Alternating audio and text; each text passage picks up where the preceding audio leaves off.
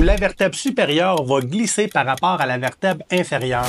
Temporairement, il va ajouter de la douleur, des spasmes musculaires, limitant le mouvement temporairement. Mais surtout parce que c'est simple de mettre tous les patients atteints de douleurs chroniques invisibles dans cette poubelle à diagnostic. Parce qu'on tombe dans le motif de consultation le plus fréquent pour la douleur au dos. Les 10 causes possibles de la douleur au dos, des plus rares jusqu'à la plus courante.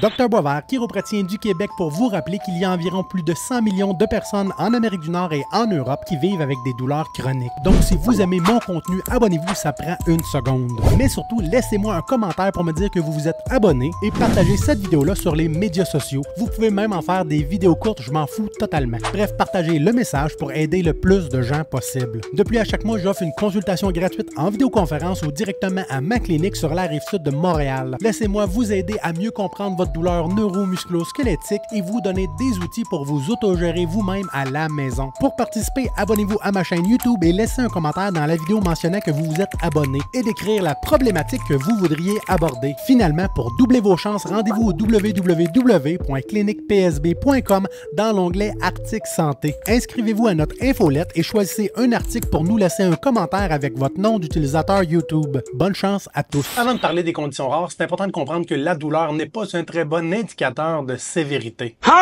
Les éléments contextuels et les signaux de danger entourant une douleur au dos seront beaucoup plus importants que l'intensité elle-même.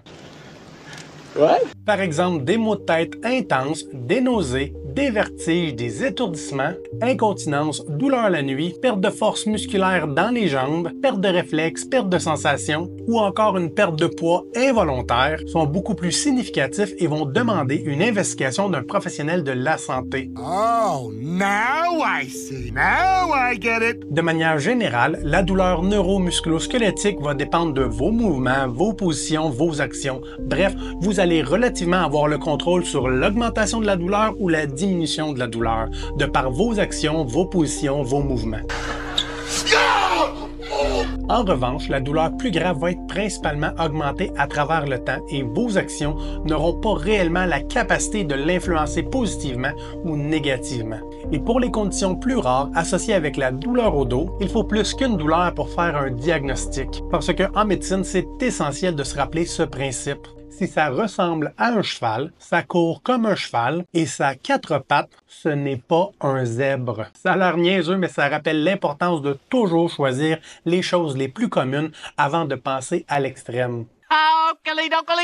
En 10e position, on a les tumeurs rachidiennes. La plupart de ces tumeurs sont bénignes, c'est-à-dire non cancéreuses, et n'entraînent généralement pas de problèmes graves pour la santé. Parmi les tumeurs les plus fréquentes, on va trouver les méningiomes, soit des tumeurs qui se forment à l'intérieur des membranes du cerveau et de la moelle épinière, les schwannomes, tumeurs qui se développent à partir des cellules de Schwann qui protègent les nerfs, ou encore des tumeurs qui vont affecter les cellules qui tapissent la moelle épinière. La tumeur la plus fréquente de la colonne vertébrale, c'est probablement l'hémangiome, qui est une croissance bénigne des vaisseaux sanguins à l'intérieur d'une vertèbre, et cette tumeur va majoritairement être trouvée par accident lors d'examens de dépistage ou de routine de la colonne vertébrale, sans causer aucun problème pour la santé des patients.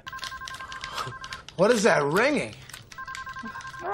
Do I have a tumor? En 9e position, les anévrismes de l'aorte abdominale sont des dilatations anormales des parois de l'aorte, la plus grande artère du corps qui traverse l'abdomen. L'aorte transporte le sang riche en oxygène provenant du cœur vers le reste du corps. Les anévrismes de l'aorte abdominale, donc la portion de l'aorte qui se retrouve dans l'abdomen, sont beaucoup plus fréquents chez les hommes âgés de 50 à 80 ans, avec un gros facteur héréditaire.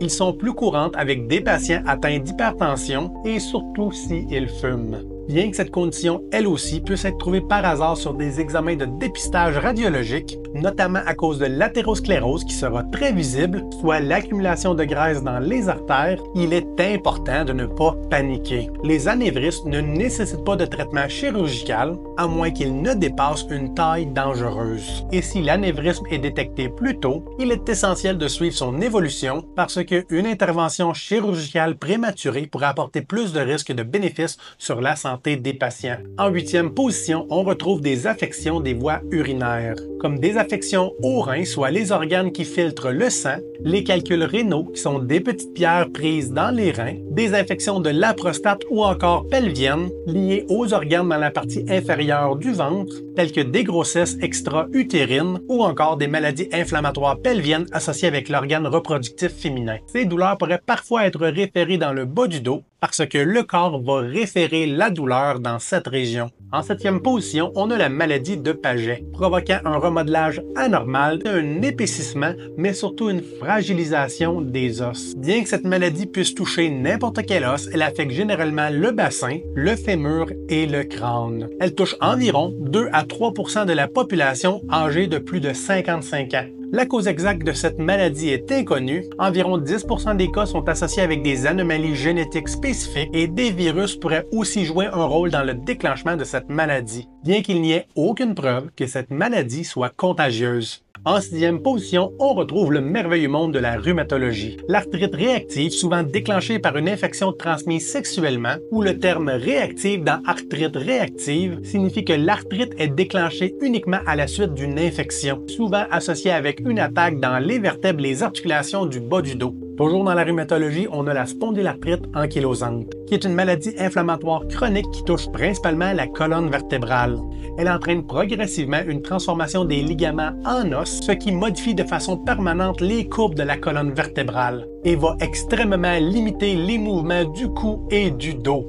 Dans les formes très graves de cette maladie, les personnes affectées seront incapables de dormir sur le dos ou sur le ventre parce que la courbe de la région thoracique ne permettra pas de se déplier pour permettre ce genre de position.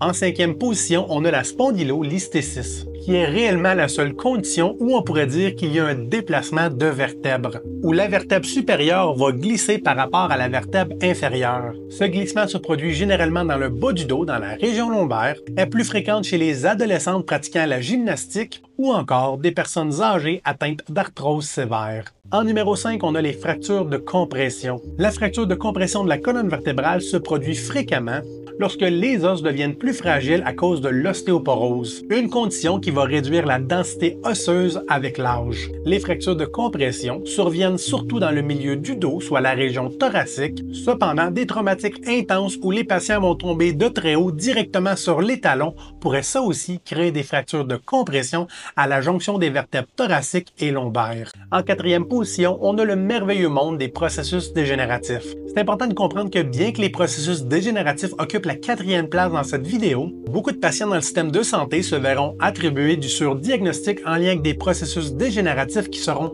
complètement asymptomatiques, parce qu'ils vont être trouvés par hasard et associés maladroitement à une douleur régionale sans être réellement la source du problème. Dans la colonne vertébrale, ça peut inclure des conditions comme l'arthrose, où le canal de la moelle épinière va progressivement se rétrécir à cause des processus dégénératifs. On peut en avoir dans les épaules, les genoux, les hanches, etc.